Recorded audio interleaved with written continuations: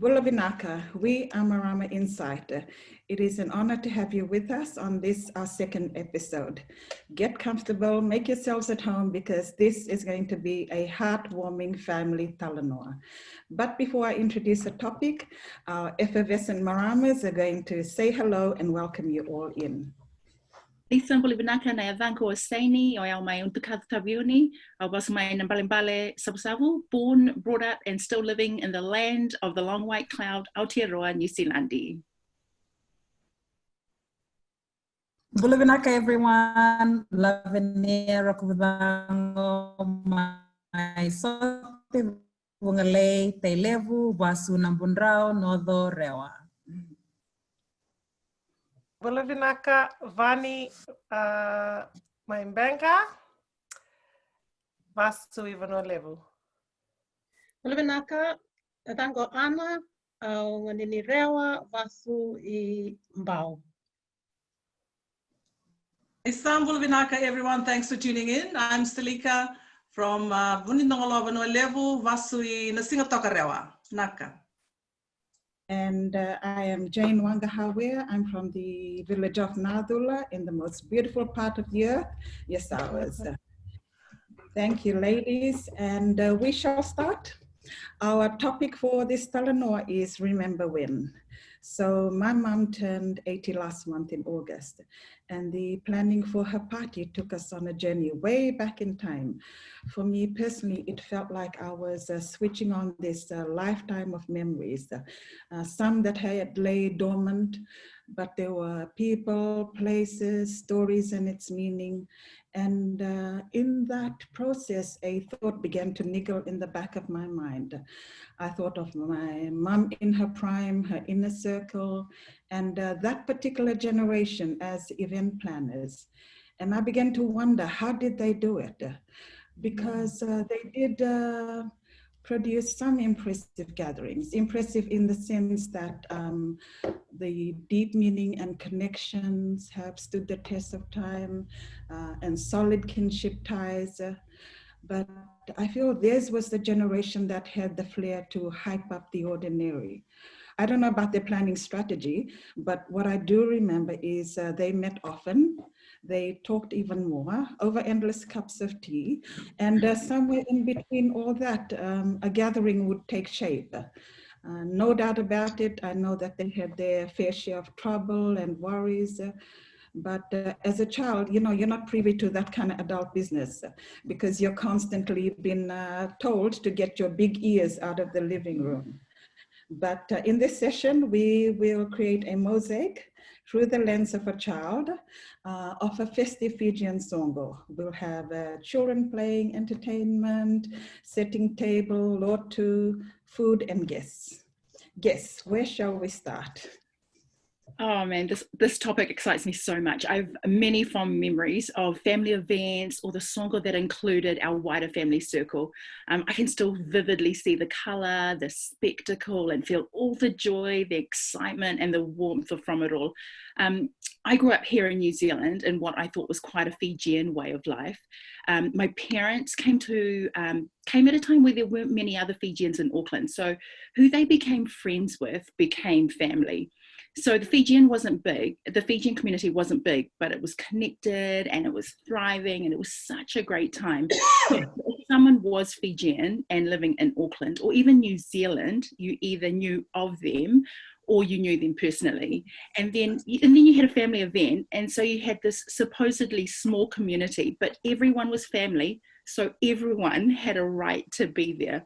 You undoubtedly had your core group of family, but when it came to a songo like a 21st or a wedding, you can imagine the mammoth task it must have been to organize or how to accommodate numbers. You know, like from my experience, I think the invite, the besurete, was used in quite a formal context. You could be right to expect an RSVP, but that would be generally for formal gatherings, weddings, or special birthdays.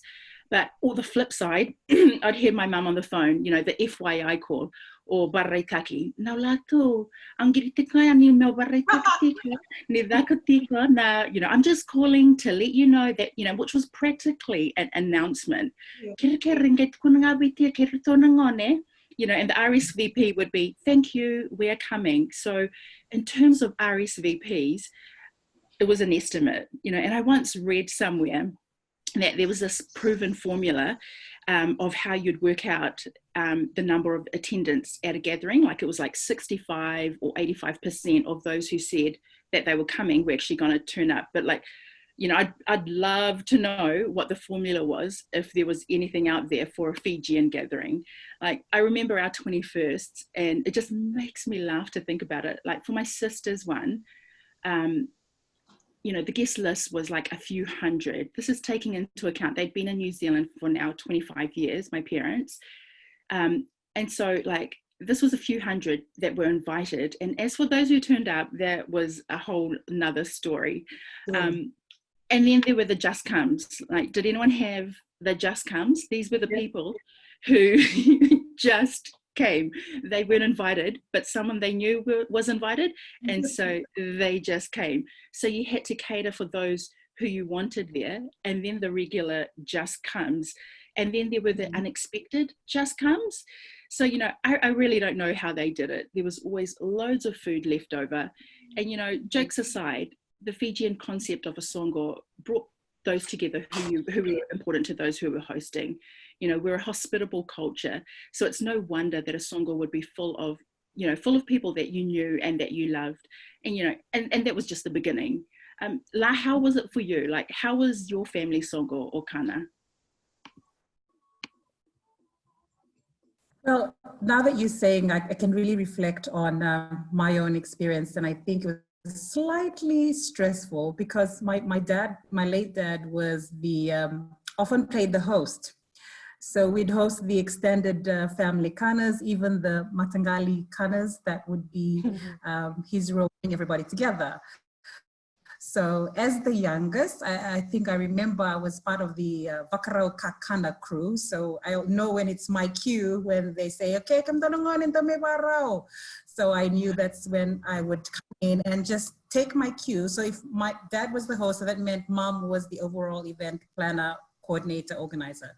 So my role was to wait for my cue in terms of the choice of the tablecloth, signifying the importance of the event. So the more important event had, the more, you know, the nicer tablecloth. It was just a normal kind of, so it really, she had different sets, and then it came to which plates to use, which, the serving spoons. I think it was, when I was younger, slightly stressful, because then I felt like I never knew what was the overall plan, but I just had to wait for instructions. And not that plate, no, this one has slightly confusing at times. So I think it was great because, and I feel like because we hosted so much, I have kind of a host mentality. Sometimes I don't know how to be a guest. So when I go to any songo, and I quickly, do you need help in the kitchen or something? And I find myself wanting to, I know how stressful it is. And I'm always just like looking out, and it's more stressful for me to be a guest now, I think, because I'm always trying to help out. So, but I just reflect back on how, you know, the elaborate process, and particularly I remember once back in the village, because there's always a long tablecloth when we have to sit in a vingarangaravi, so the importance of sitting and sharing food. And at one time after Dad passed away, we wanted to host the Matangali, and because we knew there was always this long one, and then of course the men would come first, and then the next group would be the women. And so Mom and I decided, okay, let's just have everybody together. So we actually had 3 long tablecloths set up, and then another one at the head of the table perpendicular to the 3, so that everybody could eat at the same time. And all the elderly people set up there. And so we made sure, okay, make sure that the kids, you know, take precedence this time, because too many times it's always the men. It's always this big conversation about the special plate, the plate. You know, don't use that plate. No, that's, you know, your grandfather's plate. That's your father's plate. And so with these little rules that you have to go by, knowing to make sure that everything is perfect, right? So, I mean, that's just the table setup. I can't imagine the actual process for the food preparation. Vani? What was that like? Oh my gosh, that just makes me laugh. It's so funny how we all can relate to that, what you just said about the special plate and who sits where. I totally forgot about that. Yeah, but for me, with food, I always find with the kana or the songo, like by the time you actually sit down to eat, it's almost like an anticlimax because of all the work that goes in to get to that point.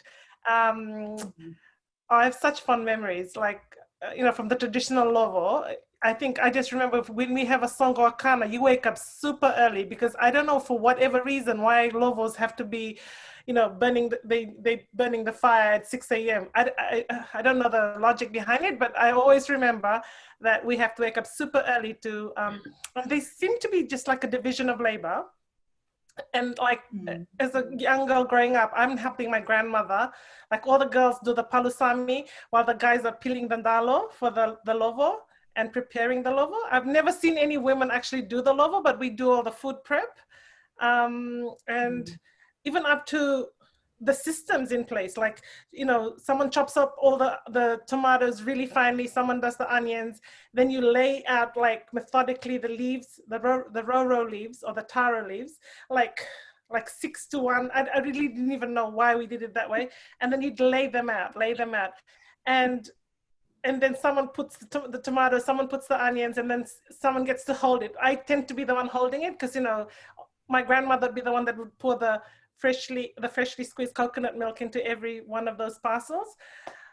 And, when I think of, growing up, it was like, you kind of look forward to the songo, but it's like, the worst job ever if you're Fijian is to grate coconut. And usually they give it to the kids because, so, you have to grate and I do it really slowly so that I don't get to grate more than anyone else.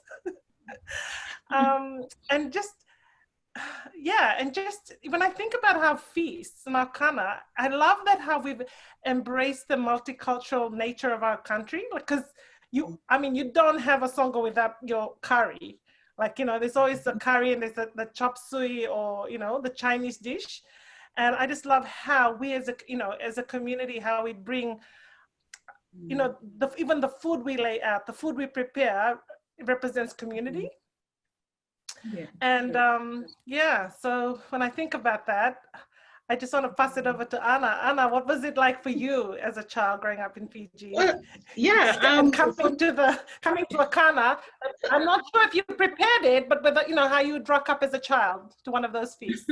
yes. Well, I come from a very big family. We usually, the songs that I remember was from my mother's side, and there were 13 of them. So those were the songs that I remember. Like, we would go to my uncle's farm, in Talevo. That's where we would gather as a family, the Mutrimbitu family, big family. And what I remember as a child was we were always told to stay out of the kitchen, go out of the way. Also, go away. Give me no sauce. Give me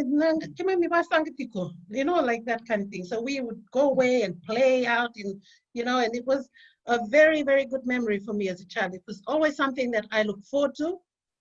And then, the food. Oh my goodness. And then, like we would be called to eat first, the children. Because the men will be there doing their business with drinking or whatever, and the women in the kitchen doing the preparation. So for me as a child, I never really, even when because I went off to boarding school, and then usually these songs would happen around Christmas because there'll be like our cousins from overseas would visit, and they would bring things, and we always look forward to seeing our cousins from overseas, and my uncle would dress up as Father Christmas and give us gifts and things like that. And those were my childhood memories, and sometimes I kind of think like Lavinia was saying about how she still to this day would go and say, can I help? And for me, I would think I'm in the way, so I wouldn't, I'd be thinking, like I just best leave the host to do the food, as I grow older.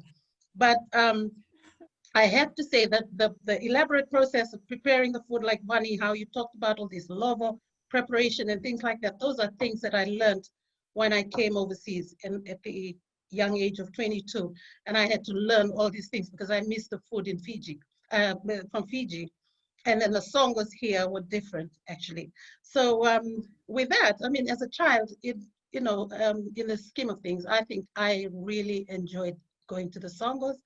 And my childhood memories of songos were always lots of older uncles giving me money because some would be drunk, and we used to look forward to this time. And yeah, this really is very nostalgic, and I really miss those days. I mean, they're good memories to hold on to. And Selika, how about you? Just listening to you guys, I'm actually visualizing myself in the songo mode. Like I can just remember walking in and I'm just dancing right away. That's just, and before, like we actually had a lot of songo gatherings at home. And I think my memories, I remember, 14, arriving in New Zealand. That's where I can remember a lot of the memories of Nasongo. And just arriving in Wellington with, with our afros looking like the Jackson 5, so we were, so we were always entertaining at home. And always, hey, Selika, you make sure after the entertainment, you start the Twimboto, you start this. But the memories of the DJing, the music, there's always music, there's color, there's noise, and you have the people, like Sadie was saying, all the Jesscam people that you see on the dance floor, and then you can pick them up and you wonder, hey, who invited you? Kind of thing. But, it was all part of the celebration. I remember doing mekes, Fijian dances, in front of everyone and getting whakawellas. And then, some people come and whakawela to us and the money falls on the floor. I'm sort of siding it already. It was very, very enjoyable. And the singing, I played the guitar and there was always a lot of songs. I remember a lot of songs, meke malfunctions that we just sort out on the night, but a lot of dancing. And I remember a song that we normally start off with. I think, Sandy, you might remember this song. Always the starting song and everywhere. Bula bula mai, ni matavi na kamai, moni na mai, mamarau, la satalenga, pula. That was always the starter of everything.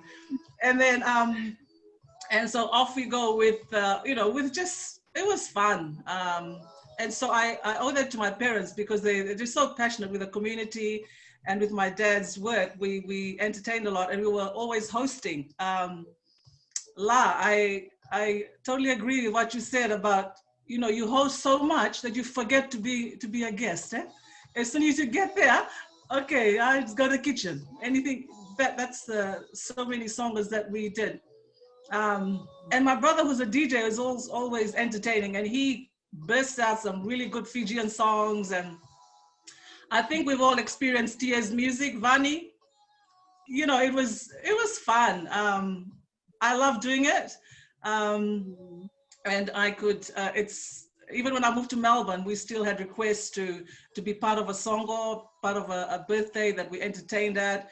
You just learn to choreograph your own meke movements, which you remember with the elders in Auckland teaching you.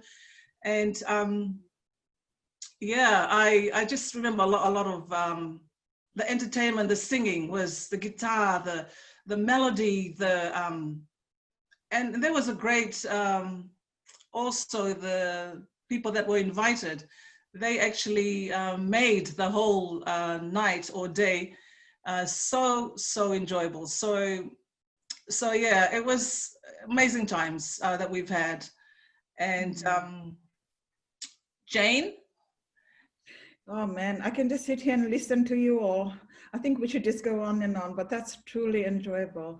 However, they say nostalgia and its yearnings, if you look at it for too long, can be a bit painful. But thank you so much, ladies. Thank you for sharing a little bit about yourselves and your families. I think just from listening to you all, we can see some variations and some similarities. And La, can I just pose this question to you, because you're still in Fiji and your mom is still there with you. Looking back to Songos that she hosted, and she's probably a guest now considering her age, and she deserves to be. Do you ever hear her say like things have changed, or things are done differently, or? Very much so. Well, probably she just, when I was preparing for this, I actually asked her, and then she said, oh yeah, before we actually had an actual imbe nikanda, so the actual imbe that would come out for food. And you know how I said she's still not, I think she's still trying to transition into being a guest also, because even now when we're still hosting, I can still find her trying to come and do something, and I still have to just relax, I got this. So now I've transitioned into the kitchen coordinator role. So then I'm the one telling, but because we don't have too many girls, we have mostly young boys. So, you know, like in terms of the gender role. So I'm surrounded with nephews. So now they all know what I like, and I tell them, okay, get this plate. I remember once when my sister wanted to help and she chose a plate, and then goes, no, not that plate, that's too fruity. So, you know, just almost to the point where he now understands the kind of the intricacies of the table preparation. And so yes, it has changed in the sense that I was reflecting on it in terms of, you know, there's a whole lot of things that come into play, yeah? Even your capacity wise. Even in the village, we usually just sit with the tablecloth, but there was just recently we realized, okay, it's just mom and I, there's no way we're gonna do the whole, you know, imbe kind of thing. So let's just do the buffet, you know? So you really have to take into all of these considerations. Of course, it's changed. It depends on who's there and whatnot and all of these factors. But it was always a very important thing. And even now, if we feel like, okay, we need to do it the way we used to do it. And sometimes even here at home, we'd set out the tablecloth on the mat, not too often, but sometimes when we really want that sort of gathering and sitting around and talking and, you know, passing the food up, passing the food down, you know, because, you know, all the good food's up at the top end of the tablecloth, then you kind of have to wait for the good stuff to come down, right? So yeah, it has definitely changed, but I think now we really have the children take center stage most of the time. It's really about this special care about kids. So definitely a lot of change. Oh, thank you, La. That's so interesting. And for us all, even though sometimes our recipes might be different and the way we do things, but I think one common denominator for families, regardless of where you come from, is the formalities and the lotu. You cannot eat until that is over. As a child, I can't really remember despising that bit. It's just like, okay, let that be over with so I can go out and play with my cousins.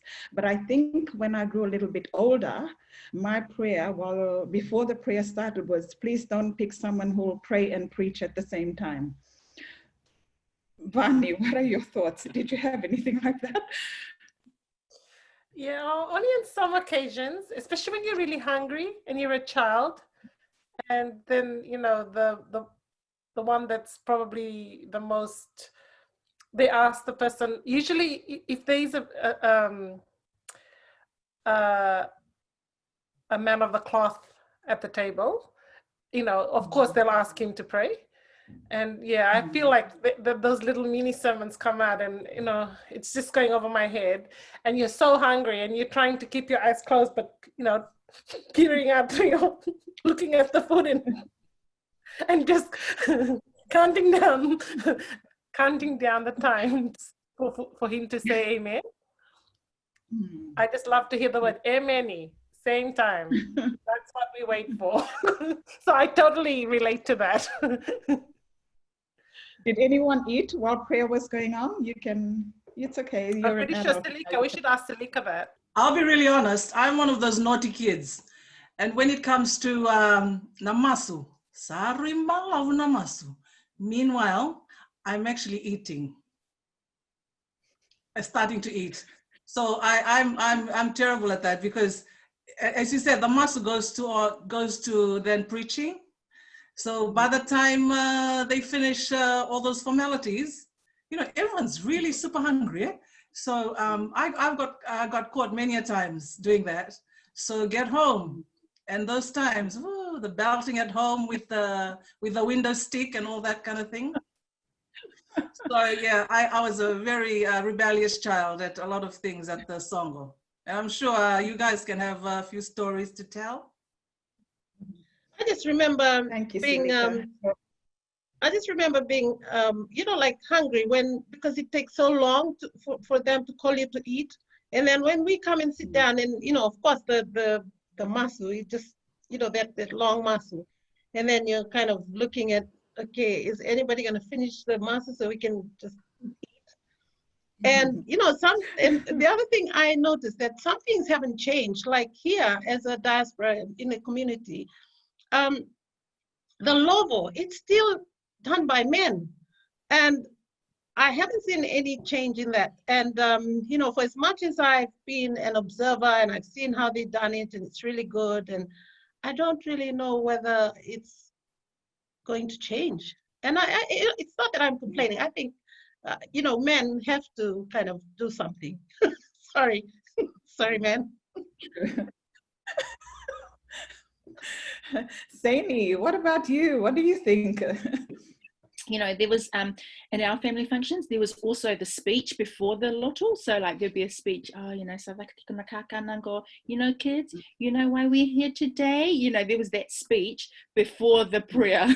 And so there was always that like, and then you'd have that, you know, that real dreaded feeling when they'd be like, what do you think? And then you're like half the time you weren't listening. But yeah, all those little, those cool little things, those details that I feel we are starting to replicate now that I'm grown up. And also there were those times where there were particular families that we knew, like some families were better at time management, some weren't. So like as a parent, like we now sometimes feed the kids before we go with expectations in case things don't, you know, you turn up on time. And yeah, but that's another story. But you know, going back to the lover bit, there's always something attractive about men and the lover, right? Wow. So I'm always hanging around the lover pit. Thanks, Silika. Okay, so final thoughts. Maybe I'll pose it this way. If you could go back and pick one thing that you could redo now, what would it be? I might start. I would go back and scrape the coconut. I really miss that. I hate this tinned logo that we have these days.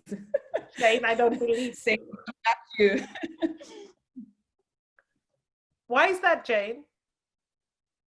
I don't know. I just feel, you know, some things you did when you're a kid that you hated, and then you do it now. It's kind of therapeutic for some reason. I don't know. It's a strange thing. Like people have dishwashers, but I like to hand wash everything. I stand there and just hand wash. I have no deep explanation to it, but I think just it's nostalgic and all those old memories that come up. Because I haven't scraped coconut since, and I haven't seen a coconut scraper since. So, Oh, I've got what one. about you, Mani? Oh, sorry, Saini. Sorry, Buddy. I think, you know, just being able to gather, I think because geographically we're not, or maybe also just, yeah, not as many social events, and, you know, like more mothers working as well, just to have the gatherings together. And I think every opportunity that we do get together, I just love the dancing. And it's so funny because as young children, it was like the thing that you dreaded. My mum was always that lady, regardless of what it was, she was always up dancing and then trying to drag us up, and we were like, oh my gosh. But now we're those people, and then like if we haven't had those social events, we're watching it on YouTube and like, oh, I wish there was another song, or just, you know, to be able to dance and just, you know, just the joy and the gathering of it. Like, so yeah, I'd go back to that time where we can just go dance and just, yeah, get up there and enjoy everyone's company. Thank you. And La, what about you, La? I was going to say definitely not the coconut scraping, because I remember my mom used to she used to say, "Oh, you're so good. And like the lines that she gave me just so I could get there. So definitely coconut scraping is not one of it. But I think for me, it's just the probably the sitting together and just the sharing of food. Because now we do more of the buffet style type eating, but I really missed the way things were, because it was about, and also the details in now people just, it's like any plate, any whatever, but I really miss all that. I think the detail and the way things were sort of almost well thought out. Yeah. And Vani, you? You know, it's funny that now that Lara's explaining that, like that whole, you know, when, because I think, I don't recall ever doing that since, that whole long table, like not a table, like we all sit on the mat. And you know, the long tablecloth, sometimes you have to stitch 3 tablecloths together to fit the 40 people on a long mat under a batanuloa, you know? And you know, all that, you know, when you're saying that, I do miss that. And you know, and you're waiting and you're asking for the food to be passed down, you know, to you. And then, you know, you want, and you, long tablecloth those days. And it's kind of sad because I feel like that was more communal, whereas now it's just buffet and you just go and sit wherever. Whereas we would sit around the table. And then how you can't leave until the guest of honor or the head, the father leaves the table. So you have to sit there. And even when you pick to sit, you want to sit next to you look and see where's the best dish you want to be next to, like whether it's the roast chicken or something. So you want to sit near the chicken. I think that's something that I really missed. And I totally forgot about that until La mentioned it. What about you, Anna? Yeah, for me, I think probably the same. It's the people, you know, the getting together, the gathering, the cousins. You know, that's what I really miss. Like if I were to go back, that would be something I would love to do. You know, like right now, my oldest brother, is thinking of moving to the village, and you know, that means that we can now go to my village in Rewa and see, you know, we'll have songos like this. And I look forward to that. You know, I've been looking at photos and seeing the family and getting to know them and things like that. I'm really looking forward to that. And hopefully we can bring in, because I can see that they're still doing a similar thing where the kids are, you know, they lay the benikana and then they eat, you know, and then the men are drinking their grog or whatever. And it's still kind of carrying on in the village. I haven't really been for a long, long time, but I see photos now. And I think that's what I'm going to look forward to. Yeah. And Selika, shall we guess what you miss or? Well, I certainly don't miss the karinu. And the kitchen duties and all those setting the table. Yeah, no, I don't miss that. I think for me, it was always straight to the entertainment and you know, just creating that vibrant atmosphere and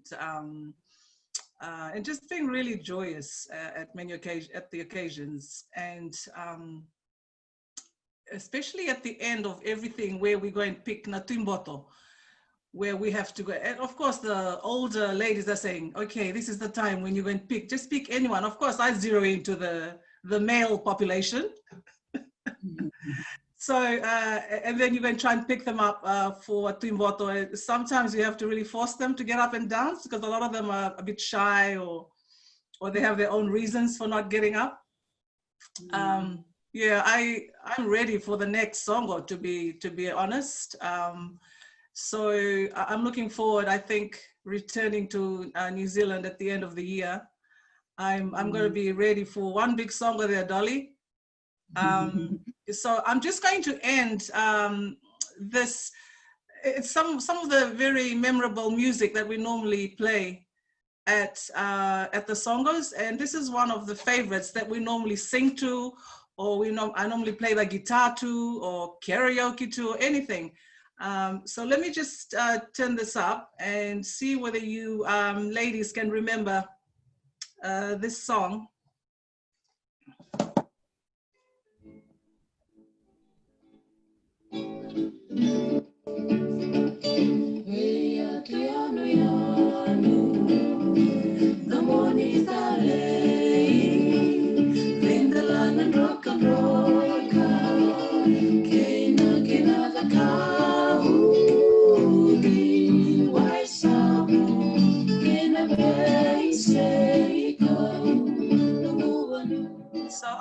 end with that song. Thanks, guys. Oh, it's so entertaining. Thank you, Silika. Just to wrap up now, I think we can all observe that from something as common to us as a Songo, that in sharing that we can see all the, not only all the celebrations, but all the complexities also, yeah? And I think it's safe to say that there have been changes from the past to now. And as much as we romanticize the past, it is important that we also look at it with an objective eye. Times have changed, things have changed. But for me, sometimes I feel like, you know, these unexpressed views, I always think like, oh, maybe it's inevitable. You know, it is what it is. Sometimes we say it's growth or development or, you know, the age of convenience. But maybe I'll pose the question, like, in everything there are trade-offs. What have we traded off? And should we, as just everyday grassroots people, do you think we should have some curiosity on things like this? Should we develop a little understanding on what it means as us, in relation to us as members of a traditional society? I know there are experts and qualified people who study society and human behavior, but I think sometimes the effort should fall on us to pursue answers, to seek some insight into knowledge. So this topic, this discussion, I know has the potential to be dissected even further, you know, and there's so many takeaway themes. You know, there's storytelling, there's dialogue, there's changes in implications. I think I've written a few here. And there's societal relations, there's kinship connections and social capital. Yeah, so I encourage everyone, pick one thread, run with it, create curious conversations. On that note, maybe I'll ask our DJ in the house to play that song again. We've come to the end of our session. We truly hope we have engaged you. I'll leave you with this quote from Jean-Luc Godard. Sometimes reality is too complex. Stories give it form. Vinaka Vakalevu. Oh, thank you. Beautiful. These are